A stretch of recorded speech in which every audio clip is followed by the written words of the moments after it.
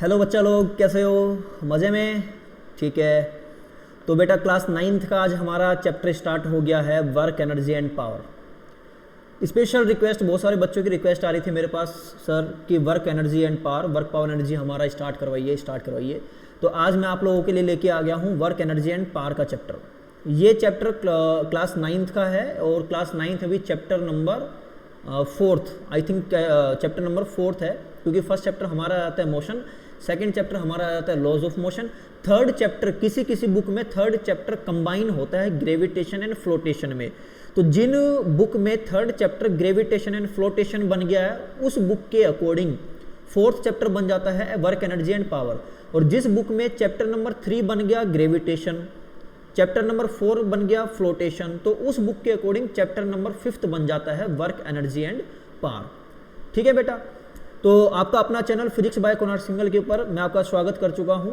Video को ज़्यादा से ज़्यादा लाइक एंड शेयर कीजिएगा। क्लास 9th स्टूडेंट्स के लिए केवल ये वीडियो है। इस वीडियो के अंदर हम कवर करेंगे वर्क एनर्जी एंड पावर का बेसिक लेवल बोले तो ओनली बुक वाले कॉन्सेप्ट।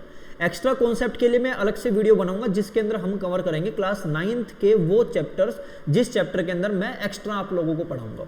राइट, तो जो बच्चा बुक लेवल का पढ़ना चाहता है उस बच्चे के लिए ये जो आज का सेशन हमारा है, ये जो वीडियो की जो सीरीज चल रही है वो बहुत ज़्यादा इंपॉर्टेंट रहने वाली है, क्योंकि जरूरी नहीं है सभी बच्चों को एक्स्ट्रा समझ में आता हो क्लास 9th के लेवल का। हो सकता है कुछ बच्चे ऐसे हो जो बुक का ही करना जानते हो, जिनको बुक वाली चीज़ों के अंदर इंटरेस्ट आता हो। तो आज की जो वीडियो रहेगी, यानी कि ये जो सीरीज हमारी रहेगी वर्क एनर्जी पावर की, इस सीरीज के अंदर मैं केवल और केवल बुक वाली ही चीज़ें कंप्लीट करवाऊंगा। अलग जो सीरीज में बनाऊंगा उसके अंदर मैं बुक वाली प्लस एक्स्ट्रा मैं आप लोगों के लिए लेके आऊंगा। तो सबसे पहले हमें बेसिक स्ट्रॉन्ग करना है। उसके लिए हमारा फर्ज बनता है कि हम बुक की चीज़ों को अच्छे तरीके से कंप्लीट करें।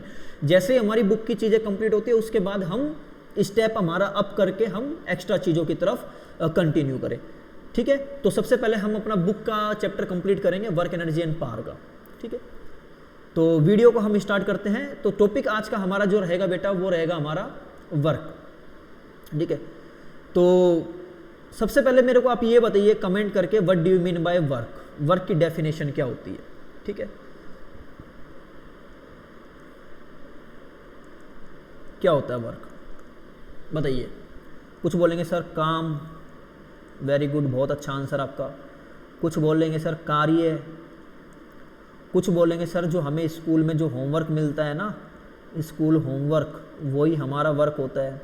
और कुछ बोलेंगे सर जो हम सोते हैं, स्लीपिंग, जो हम सोते हैं वो हमारा सबसे ज़्यादा, वो जो हम करते हैं, ठीक है, वो हमारा वर्क है। वेरी गुड, 100 आउट ऑफ 100 आपके मार्क्स, वेरी गुड, 5 स्टार। ठीक है, बहुत आगे जाएंगे आप इसी तरीके से। ठीक है, तो बेटा मैंने वर्क आपको पूछा है फिजिक्स की लैंग्वेज में। तो बेटा जो वर्क होता है ना उसको हम डिफाइन करेंगे, it is the product of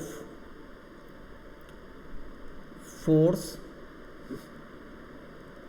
applied on a body, and displacement covered by the body. ठीक है, यानी कि बॉडी के ऊपर कितना फोर्स लगा या कितना फोर्स लगाया गया या कितना फोर्स लग रहा है, वो फोर्स लेना है आपको। और वो बॉडी कितना डिस्प्लेसमेंट चली, यानी कि वो अपनी कितनी पोजीशन चेंज करी, उन दोनों का मल्टीप्लिकेशन हमारा क्या होता है, वर्क होता है। यानी कि अगर मैं सीधे तरीके से इसको लिखूं तो वर्क का बेटा मेरे पास फॉर्मूला क्या बना, work is equal to force multiply by displacement. क्या बना, force multiply by displacement. Work को हम लिखते हैं W से, फोर्स को अपन लिखेंगे F से, और डिस्प्लेसमेंट को अपन लिखेंगे S से। तो ये हमारा एक जर्नल फॉर्मूला है। क्या है बेटा, ये हमारा जर्नल फॉर्मूला। लेकिन अब आपके दिमाग में एक घंटी बजनी चाहिए। अगर आपने वेक्टर के रिगार्डिंग चीज़ें पढ़ी है, अगर आपको थोड़ा बहुत बेसिक ज्ञान है वेक्टर का, तो आपको ये पता होना चाहिए सर फोर्स तो हमारे पास वेक्टर क्वांटिटी है। क्या क्वांटिटी है, वेक्टर। और डिस्प्लेसमेंट भी हमारा क्या है, वेक्टर है। तो डायरेक्ट मल्टीप्लाई हम कैसे कर सकते हैं, दिमाग में आनी चाहिए ना ये बात। क्या कर सकते हैं, डायरेक्ट मल्टीप्लाई कैसे करेंगे। तो बेटा ये जो डायरेक्ट मल्टीप्लिकेशन है, क्योंकि फोर्स और डिस्प्लेसमेंट हमारा वेक्टर क्वांटिटी है, तो डायरेक्ट मल्टीप्लिकेशन आपने कैसे कर दिया, ये आपके दिमाग में आना चाहिए। तो मैंने भी क्या बोला, ये जर्नल फॉर्मूला है। जर्नल फॉर्मूला मतलब अगर अपने को नहीं पता वेक्टर क्वांटिटी के बारे में, स्केलर क्वांटिटी के बारे में, तो हमारा एक सीधा सीधा सा कॉन्सेप्ट लग जाएगा, work is equal to force multiply by displacement, और यही एक तरीके से सिंपल फॉर्मूला होता है वर्क का। लेकिन अगर अपन बात करते हैं वेक्टर की टर्म के अंदर, वेक्टर से रिलेटेड, तो बेटा ये जो फॉर्मूला है ना हमारा, ये फॉर्मूला हमारा बन जाएगा कुछ इस टाइप से कि वर्क जो हमारा होगा वो हमारा डॉट प्रोडक्ट होगा किस किस का, फोर्स का और डिस्प्लेसमेंट का। यानी कि अपन क्या बोल सकते हैं इस वाले केस के अंदर, वर्क को हम कैसे डिफाइन कर सकते हैं, it is defined as the dot product of force applied on a body and displacement covered by it, कि बॉडी के ऊपर कितना फोर्स लगा और डिस्प्लेसमेंट है, इन दोनों का डॉट प्रोडक्ट, ठीक है, यानी कि W is equal to F dot S। अब आपको पता है कि डॉट प्रोडक्ट की बात हो रही है, ठीक है, जब डॉट प्रोडक्ट की बात हो रही है तो वेक्टर के अंदर, वेक्टर अगर किसी बच्चे ने नहीं देखा तो प्लेलिस्ट के अंदर मैंने वेक्टर के बारे में, डॉट प्रोडक्ट के बारे में मैंने समझा रखा है। तो बेटा जो डॉट प्रोडक्ट होता है ना, डॉट प्रोडक्ट के अंदर दो वेक्टर क्वांटिटी का जब हम डॉट प्रोडक्ट करते हैं, वेक्टर ए और वेक्टर बी दो वेक्टर क्वांटिटी है, और जब हम इनका डॉट प्रोडक्ट करते हैं तो इसको ओपन करने के बाद हम क्या लिखते हैं, ए वेक्टर का मैग्नीट्यूड, बी वेक्टर का मैग्नीट्यूड और कोस थीटा, यानी कि ए वेक्टर डॉट बी वेक्टर की जगह मैं क्या लिख सकता हूँ, ए बी कोस थीटा लिख सकता हूँ, ठीक है, जिन बच्चों ने वेक्टर पढ़ रखा होगा। अदरवाइज जिनने नहीं पढ़ रखा उनको इतना समझना है कि डॉट प्रोडक्ट के अंदर हम ये जो डॉट है ये बेसिकली क्या बता रहा है, ये भी एक मल्टीप्लिकेशन ही बता रहा है। क्या बता रहा है बेटा, ये भी एक मल्टीप्लिकेशन ही है, क्योंकि फिजिक्स के अंदर डायरेक्शन का यूज होता है, तो मल्टीप्लिकेशन फिजिक्स में दो टाइप के होते हैं, डॉट और क्रॉस। तो ये वाला जो हमारा है ये डॉट मल्टीप्लिकेशन है, जिसको अपन क्या बोलते हैं, डॉट प्रोडक्ट। तो ए डॉट बी को अपन क्या लिख सकते हैं, ए बी कोस थीटा। तो इसी तरीके से बेटा ये जो W is equal to F dot S है, इसको अपन क्या लिखेंगे, एफ एस कोस थीटा लिखेंगे। यानी कि रियलिटी में जो बेटा वर्क का फॉर्मूला होता है वो एफ एस कोस थीटा होता है, ठीक है, F मल्टीप्लाई S नहीं होता, यानी कि जो पहले मैंने फॉर्मूला बताया था F मल्टीप्लाई S नहीं होता। लेकिन वो गलत भी नहीं है। अब आप बोलोगे सर नहीं होता तो वो गलत है, नहीं। क्लास 9th के अकॉर्डिंग वो क्वेश्चन, वो जो फॉर्मूला है वो गलत नहीं है। क्यों? क्योंकि उस केस के अंदर देखो, अभी मैं थोड़ा सा बता रहा हूँ, ठीक तरीके से सुनना और नोट कर लेना। अभी हमने फॉर्मूला पढ़ा था F मल्टीप्लाई S पढ़ा था, और अभी अभी जो हमारे पास में फॉर्मूला है वो क्या है, एफ एस कोस थीटा है। ये हमारा कहाँ से आया, ये हमारा है डॉट प्रोडक्ट से। क्लियर बात। अब मैं ये बोल देता हूँ कि लेट मान लेता हूँ थीटा की वैल्यू 0 डिग्री। जब थीटा की वैल्यू 0 डिग्री है तो कोस 0 डिग्री बेटा कितना हो गया, 1 हो गया। तो मेरा वर्क का फॉर्मूला क्या बन गया, F मल्टीप्लाई S ही तो बना है। यानी कि कहीं ना कहीं ये जो फॉर्मूला हमारे सामने आया है F मल्टीप्लाई S, इसके अंदर जो कोस थीटा वाली जो टर्म है वो हमारी क्या है, हिडन है। हिडन भी किस तरीके से है कि इसमें थीटा की वैल्यू कितनी मान रखी है, 0 डिग्री मान रखी है। इसका मतलब ये हो गया कि जिधर की साइड में फोर्स लगा रहा हूँ उधर की साइड मेरा डिस्प्लेसमेंट है। इसका मतलब ये हो गया, ठीक है, ठीक है, वो भी हम पढ़ेंगे, थीटा की वाली चीज़ भी पढ़ेंगे। तो इससे मेरे को एक चीज़ बताओ, मेरे पास अभी F डॉट S आया था, तो ये भी मेरे पास वेक्टर है और ये भी मेरे पास वेक्टर है। तो वेक्टर और वेक्टर का जब मैं डॉट मल्टीप्लाई करता हूँ तो मेरे पास रिजल्ट में बेटा क्या आता है, रिजल्ट में हमारे पास में आता है स्केलर। इसका मतलब बेटा क्या हो गया, इसका मतलब जो हमारी वर्क होता है, जो हमारा वर्क है वो कौन सी क्वांटिटी है बेटा, स्केलर क्वांटिटी है। कौन सी क्वांटिटी है, स्केलर क्वांटिटी है। तो स्केलर क्वांटिटी होने की वजह से इसकी जो मैग्नीट्यूड होगा, हालांकि देखो स्केलर क्वांटिटी का जो मैग्नीट्यूड होता है वो पॉजिटिव और 0 होता है, लेकिन वर्क का जो बेटा मैग्नीट्यूड होगा वो पॉजिटिव भी होगा, 0 भी होगा और नेगेटिव भी होगा। नेगेटिव क्यों होगा वो मैं आपको बताऊंगा भाई कि नेगेटिव क्यों होगा, लेकिन नेगेटिव होगा, ठीक है। SI जो यूनिट होगी इसकी वर्क की, SI यूनिट ऑफ वर्क वो बेटा हमारी होती है जूल। क्या होती है बेटा, जूल। और CGS यूनिट बेटा क्या होती है, CGS यूनिट ऑफ वर्क वो हमारी होती है बेटा अर्ग। क्लियर बात, यहां तक हो गया क्लियर भाई। वर्क की SI यूनिट क्या हो गई, जूल हो गई, और CGS यूनिट क्या हो गई, अर्ग हो गई। अब जैसे कि ये जो 1 जूल आया वो कहां से आया, देखो वर्क हमारे पास क्या था, F इंटू एस था। मैं ये बोलता हूँ ये अगर हमारा 1 जूल है तो फोर्स मेरा कितना होगा 1 न्यूटन, और ये डिस्प्लेसमेंट है, डिस्प्लेसमेंट मेरा कितना होगा 1 मीटर, यानी कि 1 जूल बेटा किसके बराबर 1 न्यूटन मीटर के बराबर। तो यहाँ से मेरे पास आ गया 1 जूल की डेफिनेशन। ठीक है, 1 जूल की डेफिनेशन बेटा यहाँ से मेरी क्या बनी, when we apply a force of 1 Newton, then the body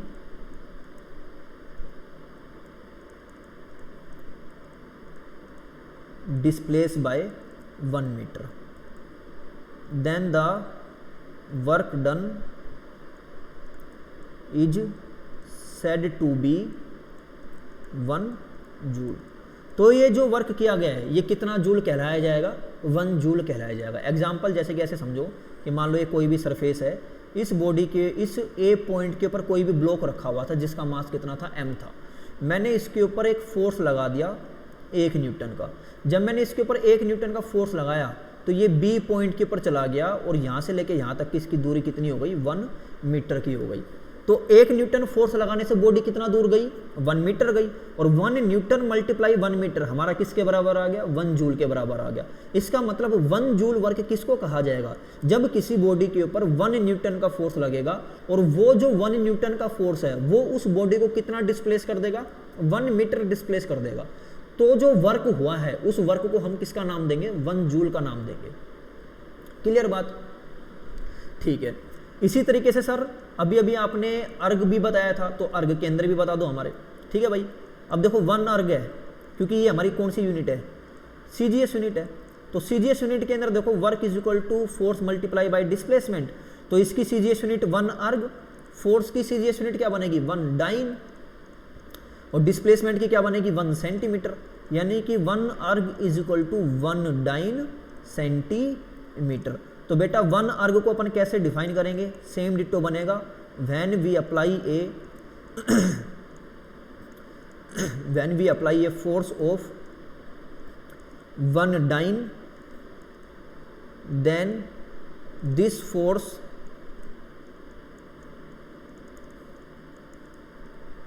displace the body by 1 centimeter, then the work done is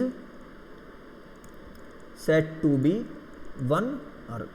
ठीक है, अगर जैसे कि एग्जांपल डायग्राम से समझाऊं तो ये मान लो कोई भी बॉडी है जो इस ए पॉइंट के ऊपर थी, m मास है जिसका, मैंने इसके ऊपर एक फोर्स लगा दिया कितना 1 डाइन का। भाई आपको पता है ना कि ऐसा यूनिट फोर्स की क्या होती है न्यूटन होती है, और CGS यूनिट फोर्स की क्या होगी डाइन होगी। तो जब मैंने इसके ऊपर फोर्स लगाया 1 डाइन का तो ये बॉडी डिस्प्लेस हो गई A से लेके B तक। कितना डिस्प्लेस हो गई 1 सेंटीमीटर, क्योंकि CGS यूनिट की बात हो रही है तो CGS यूनिट के अंदर हमारा डिस्प्लेसमेंट कितना बनेगा 1 सेंटीमीटर बनेगा, और CGS यूनिट के अंदर हमारा फोर्स कितना बन जाएगा 1 डाइन बन जाएगा। तो 1 dyne multiply 1 centimetre, 1 dyne multiply 1 centimetre कितना आ गया मेरा 1 अर्ग आ गया। तो इसी तरीके से हमने अभी अभी समझा था 1 जूल वर्क, और इसी तरीके से अभी हमने समझ लिया 1 अर्ग। अब बात ये आती है कि सर दोनों में रिलेशन क्या होता है, 1 जूल और 1 अर्ग में रिलेशन क्या होता है। तो रिलेशन समझने के लिए रिलेशन बिटवीन 1 जूल एंड 1 अर्ग ऑफ वर्क। ठीक है, अब बेटा देखो ये तो हमारा है SI सिस्टम और ये हमारा क्या है CGS सिस्टम। तो जब दो सिस्टम आपस में कन्वर्ट होते हैं तो कुछ ना कुछ एक दूसरे का मल्टीप्लिकेशन होता है। जैसे कि मैं बोलता हूँ 1 मीटर में कितने सेंटीमीटर होते हैं, तो आप बताओगे सर 100 सेंटीमीटर होते हैं। इसका मतलब एक SI सिस्टम और एक CGS सिस्टम। तो इसी तरीके से अगर मैं यहाँ पे मान के चलता हूँ फोर्स वर्क हमारा होता है फोर्स मल्टीप्लाई बाय डिस्प्लेसमेंट। ये 1 जूल कब आया, जब ये 1 न्यूटन हुआ और ये 1 मीटर हुआ। तो मैं एक काम कर रहा हूं कि इस 1 न्यूटन को मैं कन्वर्ट कर ले रहा हूं किसमें डाइन में। आप लोगों को ये पता है 1 न्यूटन इज इक्वल टू 10 की पावर 5 डाइन होता है।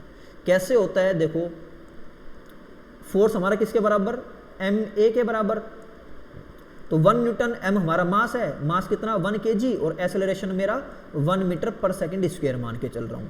तो 1 न्यूटन केजी को ग्राम में कन्वर्ट करो तो कितना आ गया 10 की पावर 3 ग्राम आ गया, और मीटर को जब सेंटीमीटर में चेंज करेंगे तो 10 की पावर 2 सेंटीमीटर, सेकंड तो सेकंड ही रहेगा। तो बेटा 1 न्यूटन किसके बराबर आ गया 10 की power 5 gram centimetre second square, gram centimetre second square. तो ये जो ग्राम सेंटीमीटर सेकंड स्क्वायर है इसको हम बोलते हैं डाइन बोलते हैं। क्या बोलते हैं? डाइन।